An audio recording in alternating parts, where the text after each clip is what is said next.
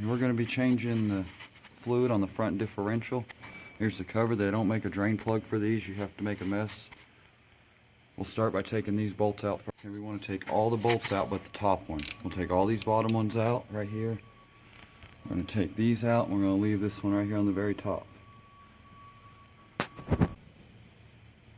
Okay, the two up on top are a bit tight, but I've got a 1/2-inch ratchet in there and a short socket, and there's room to work it. Okay, you can take them all out and it's not going to fall. The silicone's holding it, but always leave this top bolt in, back it off pretty good, so when you get this cover loose, it doesn't fall and hit the ground and cause you issues. You're going to start right here. You're going to take a pry bar.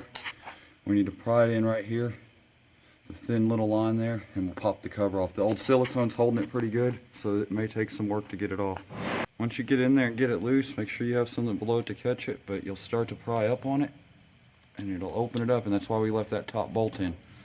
We're going to knock the whole cover loose and get all the fluid to pour. Just like that. Now we'll take the top bolt out, we'll remove the cover and inspect what we got. Okay, this truck has over 100,000 on it. The fluid still looks new.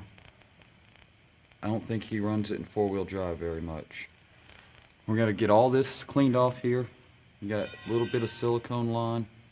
We're going to let that drain for a little bit so when we go to clean it, it won't be in our way. But we got to make all this stuff shiny. All the way around. While we let that drain, we're going to work on the cover itself. All this silicone that's around the edges, all that's got to come off. You can use a scraper or a wire brush, but it's got to be clean or you'll have issues later on. To clean this, I'm going to use an air wire wheel. We're going to get all this silicone off, all this excess that's here, this little bit of blue. You can use a scraper or wire brush. This is just quicker. And we'll go all the way around it until we have it cleaned up. Okay, when you think that you got to have it all cleaned off, you're going to take your brake parts cleaner. We're going to start spraying it down to make sure we didn't miss nothing and make sure it's all shiny. We want to spray out the whole thing, and then we're going to wipe it down with a rag. When you get it all wiped down, you want to inspect it. I missed a little here. Some was missed here, so we'll go back and clean the rest of this off. You want a good clean surface to start with so you don't have any problems with this new silicone. After you get everything you missed, you want to spray it down with brake parts cleaner. You don't want any debris inside this. We'll spray it down, we'll wipe it out with a rag real good, make sure we're clean.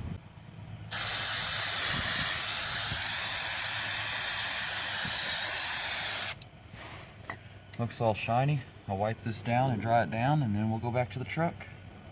Even after spraying it, there was still some small debris down here. You want to make sure that you get every bit of that out.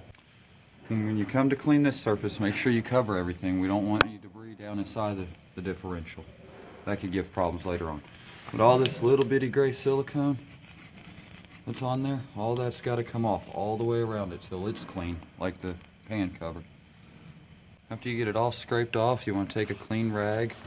We're going to wipe everything down, make sure we didn't miss nothing. If you missed anything, like right here, come back in, get it cleaned off, as smooth as you can make it.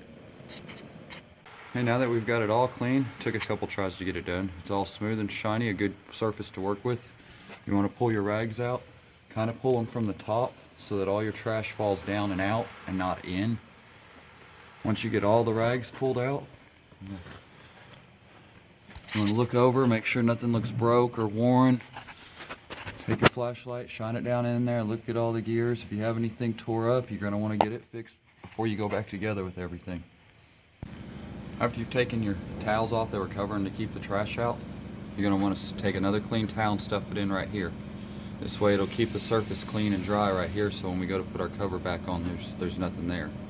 Come with a gasket or have a gasket, you have to make one. There's many different types of silicone. This is what I prefer to use. I've never had any issues out of it. It works every time with no leaks. Take it and you open it up. You're going to want to put a bead, about like what you'd put on your toothbrush, pencil width. Run it all the way around. When you get to a hole, go on both sides of the hole in a circle, like so. Doesn't matter if you're sloppy, until we get all the way back to where we started. There's what it looks like when you've gotten all the way back around.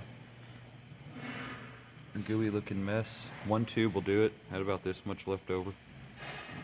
Okay, before we put the cover back on, let's pull our rag out.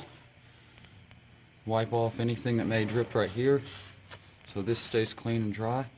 And then we'll go back on with our cover. Do one final check, make sure you didn't leave any trash in there. Now you're only going to get one chance at this. The cover goes on one way, it's shaped to go on.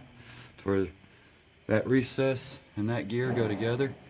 We'll come up underneath and slide it in. Make sure you don't hit nothing when you're sliding it in. If you do and you smear your silicone, you're going to have to start over and clean everything up again. You get it up there, you're not really going to push it against it. You just hold it up there and you want to get 2 bolts in to hold it.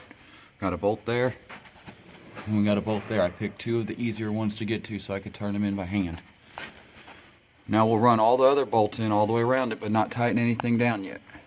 After you get all the bolts put in finger tight, you're going to want to snug them up. We're not going to add any torque or pressure to them. We're just going to run them all up, bring them flush with the plate. You don't want to go in a complete circle. You want to start like at the bottom left, and then the top right, and then over to the top left, and then down to the bottom right, and just keep circling around until you have all of them snug. As you're running them up, the silicone's going to squish out. That's okay. Just keep going in your pattern around until you have everything touching the plate. Now that everything's snugged up, you're going to want to start torquing it down. These bolts do have torque specs. If you have a torque wrench, find out your specs and torque them down. I'm just going to tighten them up by hand until they're nice and snug, not where I'm going to break them off. When you're doing that, make sure you keep that same X pattern you're doing earlier so you don't push it out too far on one side and not the other. After you've got them all good and tight, or you've torqued them to specs, go in a circle around all of them. Make sure you didn't miss one. And then the directions say wait 24 hours for the silicone to set up. You can get away with waiting about an hour, hour and a half before we put fluid back in it. It won't leak when you do that. But if you can follow the directions and wait the 24 hours. The fill plug is right here. It's just a little threaded plug. It's a 3/8 ratchet that'll fit in it.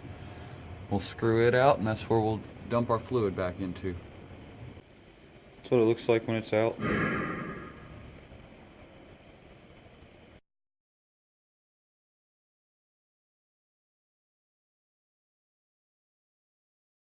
Okay, so let it sit for a couple hours. We're going to take our bottle, cut the hole on the lid, jam it in the hole, and squeeze it in. We're going to fill this till it comes out of the hole.